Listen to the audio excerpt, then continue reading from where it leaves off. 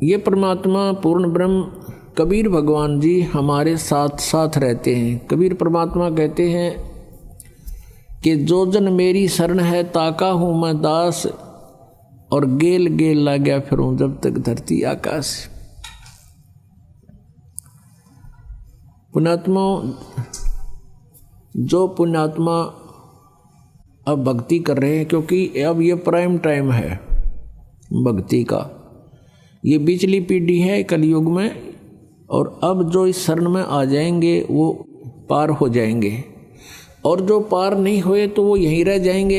यहाँ रह जाएंगे तो अन्य जो साधना आप करते कराते थे उनसे तो यो असंख्य गुना बढ़िया साधना है। यदि आपने यहीं भी रहना है तो भी ये भक्ति आपको घना लाभ देगी। और यहाँ तो महामूर्ख रहेगा जिसको ज्ञान नहीं होगा बिल्कुल भी, और जानबूझ साची तजय करे झूठ ते ने, ताकि संगत है प्रभु सौपन में भी ना दे। अब जिस प्राणी को इतना ज्ञान हो गया फिर वो यहाँ रह जाएगा, फिर महामूर्ख ही रहेगा। यहाँ रहेगा किस तरीके से? अंत समय में इच्छाएं घटानी चाहिए हमने बुढ़ापे में, और हम बढ़ाते चले जाते हैं। हमने चलने की तैयारी करनी चाहिए, किसी भी आस्था नहीं रखनी चाहिए पोता और पोती में, द्योते और द्योतिया में। ये इनका अपना काम पूरा हो गया, वो उनका रोल शुरू हो गया बच्चों का, वो अपने बच्चों ने पाले पोसे, उनके संस्कार फलेंगे। और यदि भगवान से उनको जोड़ दिया गया तो भाग्य में ना होगा तो भी मालिक देगा, उनको रक्षा करेगा उनकी। तो फिर हम ठेकेदार किस लिए बने? तो बुढ़ापे में हमारी दूनी दुर्गति करे युकाल, ना तो कोई हम करने योग्य रहते, इच्छाएं इतनी हो जाती हैं, न्यू हो जा भगवान, फलाने का न्यू हो जा, पोते का न्यू हो जा, पोती का वहाँ ब्याह हो जा। तो ये समस्याएं हमने घटानी पड़ेंगी अपनी, और ये ज्ञान से घटेंगी, वैसे कहने सुन से नहीं बनती बात।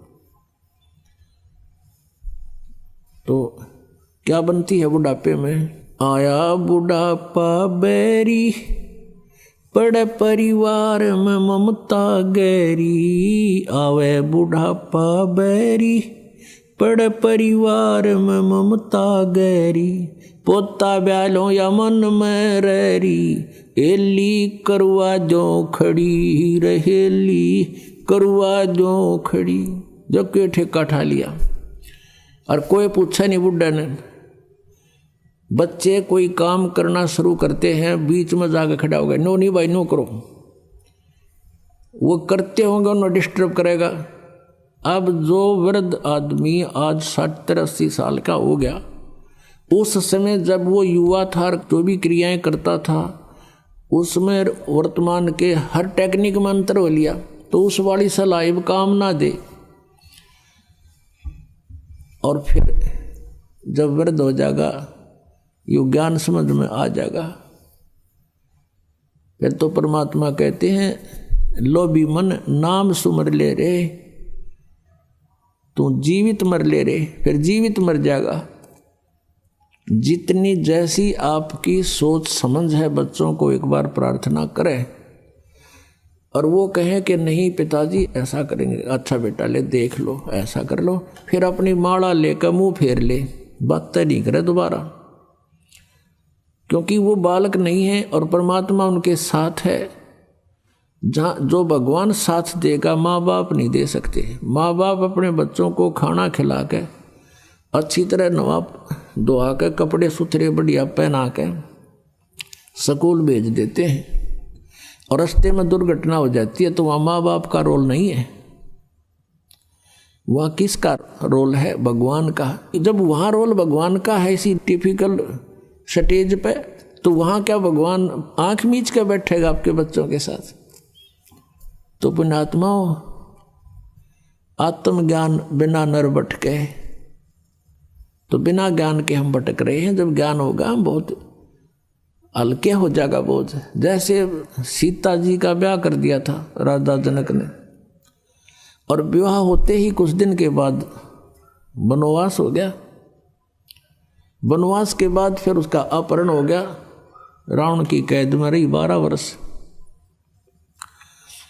अब क्या राजा जनक इतना समर्थ नहीं था कि अपने दामाद और पुत्री को वहाँ अपने वन में बिठा लेता, जंगल में, अपने उसमें राज्य में, और वनवास का वनवास, और वहाँ सारी सुविधा देता उसको, वहाँ भिजवा देता सारा सामान खान पीने का।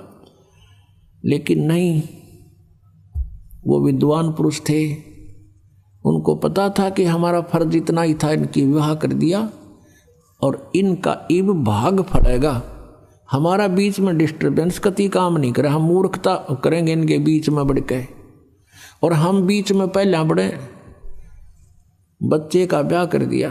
वैसे तो सारी बात बिगड़ रही है, क्यों ना तो जहाँ हम लड़की का ब्याह करते हैं उनमें जो है भगवान का भय रहा नहीं, और ऐसा ही सतिथि अपनी है। लड़की का विवाह करते हैं, लड़की जाते ही तीसरे दिन फोन कर दिया कि मेरी सासू ने आज मेरे तय दूध ना दिया, तो लड़की की माँ कह गिला मन ने दिए फोन, और देव तेरी सास ने दो सुनाओगी गाल, मत करूँ उसने 4 गाल देगी अपनी समधन ने, फिर आजा आजा और छूटा छाटी मुकदमे शुरू हो गए। बता कोई बात है? छोटी छोटी बातों पर हमने पतंगड़ बना के इतना कहर मचा लिया घरों में। बच्चे को समझाओ बेटा, अब घर ये नहीं रहा तेरा, तेरा घर वो हो गया है, और अपने प्यार से रह, अपने माता पिता की तरह व्यवहार कर, अपने घर में जगह बना, प्यार से रह। तो हम पहले बच्चे नौका के में होता, मैंने बताइए, तने कोई कुछ कह देता है तो बालक तो फिर बालक का हुआ, थोड़ा सा कंधे जब फोन कर दे, होगी अशांति शुरू। बिना ज्ञान के हमने ये सारे काम बिगाड़ लिए, अच्छी शिक्षाएं खत्म होगी। कारण क्या रहा कि पहले बच्चे बुजुर्ग बैठा करते, बच्चों को विशेषकर आसपास बैठे होते, जब अच्छी शिक्षा देने की चेष्टा किया करते थे। अब सभी इतने बिजी हो गए माया जोड़ने में। एक भक्त कह रहा था, ने बोला 10 दिन हो गए मेरे बच्चा ने नो नहीं पता हमारा पापा किस टाइम आओ है, किस टाइम जाओ है। डेली पैसेंजर, पिताजी आओ, इतने बालक सो ले, और उन तो उठने से पहले, जागने से पहले वो वापस तैयार होकर जा ले। अब बच्चों ने शिक्षा किस टाइम दे सकते हैं हम? तो बच्चों ने जैसी भी जहाँ से समाज से और अच्छी बुरी संगत से जो ग्रहण किया उस तरह हम चल पड़े। तो हमें अब सत्संग में आना अनिवार्य हो गया। घर पे भी सत्संग लावे, बच्चा न बिठावे, और बच्चे का जो बचपन में घर कर जाएगी वस्तु आजीवन साथ रहती है, उसको भूल नहीं पड़ती। अच्छी या बुरी कोई सी वस्तु ग्रहण कर ले बालक, आजीवन उस पर आरूढ़ हो जाते हैं। तो हमने बचपन से ही शिक्षाएं गलत दे दी, और जिस कारण से हमने समस्याएं घनी बढ़ा ली, तो सत्संग से घटेंगी। तो कहने का भाव ये है कि हम परमात्मा के चरणों में आने से हमारी सारी समस्याओं का समाधान होगा, परमात्मा पर विश्वास बढ़ेगा। अब प्रसंग चल रहा है कि हम जैसे कोई आपदा आप पर आई और नाम ले नहीं रखा, तो वो आपदा आपकी देह तोड़ जाएगी, उसमें बचाव नहीं होगा।